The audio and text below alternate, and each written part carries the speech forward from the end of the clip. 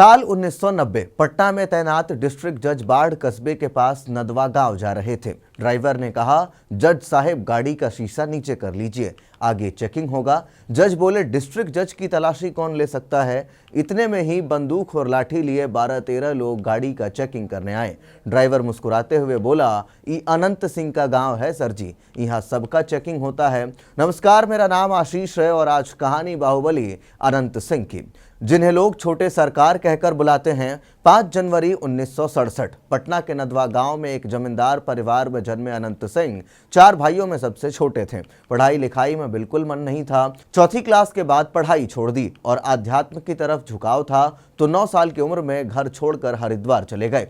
कुछ समय तक वो साधु संतों के बीच भी रहे, मगर 2 साधुओं के बीच झगड़ा और मारपीट देखकर मन बदल गया और घर लौट आए। बात साल 1986 का है। नदवा गांव में माओवादियों और जमींदारों की आपसी दुश्मनी में अनंत सिंह के भाई विराची सिंह की हत्या कर दी गई। अनंत ने भी बदला लेने की कसम खा ली। राजेश सिंह की किताब बाहुबली ऑफ इंडियन पॉलिटिक्स के मुताबिक कुछ ही दिन बाद जब अनंत सिंह का सामना भाई के कातिल से हुआ तब अनंत निहत्थे थे और इसी में उन्होंने पत्थर से ही सिर कुचलकर दुश्मन की हत्या कर दी। इस घटना के बाद दूसरे जमींदार भी अनंत के पास सुरक्षा के लिए आने लगे, लेकिन पुलिस ने कभी उनके तरफ आंख उठाकर तक नहीं देखा। वजह था अनंत का बड़ा भाई दिलीप सिंह। दिलीप 1990 से 1995 तक जनता दल से मोकामा के विधायक रहे। जब भी अनंत सिंह के खिलाफ मुकदमा कोर्ट तक पहुंचता तो दिलीप के रसूख की वजह से उन्हें जमानत मिल जाती। बाहुबली अनंत सिंह का एक पहलू और है, अंतरंगी कपड़ों का शौक।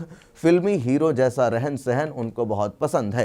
राजेश सिंह अपनी किताब बाहुबलीज ऑफ इंडियन पॉलिटिक्स में लिखते हैं, अनंत के पास 100 से ज्यादा घोड़े और टमटम थे जिसे उन्होंने गांव के जरूरतमंदों को बांट रखा था।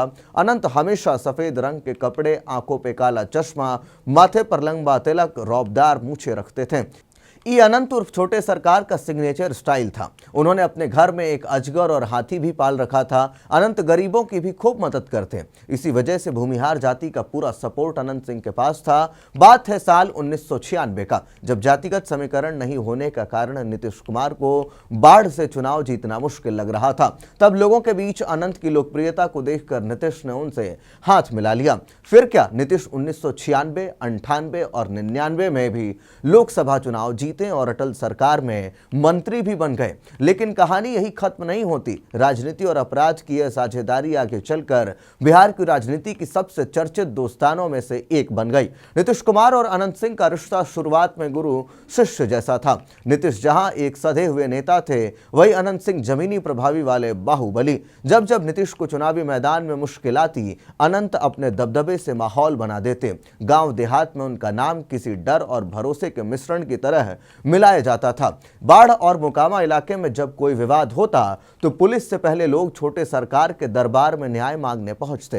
कहते हैं अनंत के दरवाजे पर गरीब किसान, मजदूर और व्यापारी सब आते थे, कोई खेत का झगड़ा लेकर, कोई जमीन पर कब्जे की शिकायत लेकर, और जो फैसला वहां होता वो सबके लिए आखिरी होता। धीरे धीरे अनंत सिंह का दायरा बढ़ता गया। मोकामा, बाढ़ और पटना के आसपास के इलाके में उनका दबदबा इतना बढ़ गया कि पुलिस भी बिना इजाजत उनके इलाके में प्रवेश करने से कतराने लगी। वहीं दूसरी तरफ कई गंभीर मामले में उनका नाम सामने आने लगा। हत्या, अपहरण, फिरौती और रंगदारी जैसे आरोप लगे, लेकिन अदालत तक मामला पहुंचता तो गवाह मुकर जाते, सबूत गायब हो जाते और छोटे सरकार फिर से बाहर होते।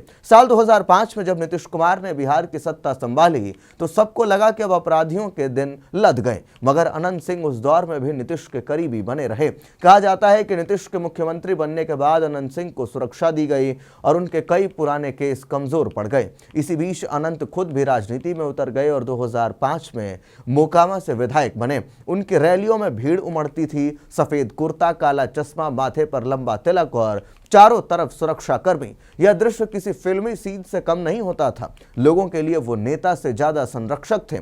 गरीबों की मदद, शादी ब्याह में आर्थिक सहयोग, बीमारों के इलाज का खर्च, इन सब ने उन्हें जनता के बीच रॉबिन हुड जैसी छवि दे दी थी। लेकिन हर कहानी का दूसरा पहलू भी होता है। जैसे जैसे सत्ता के समीकरण बदले वैसे वैसे उनके खिलाफ आवाजें उठने लगीं।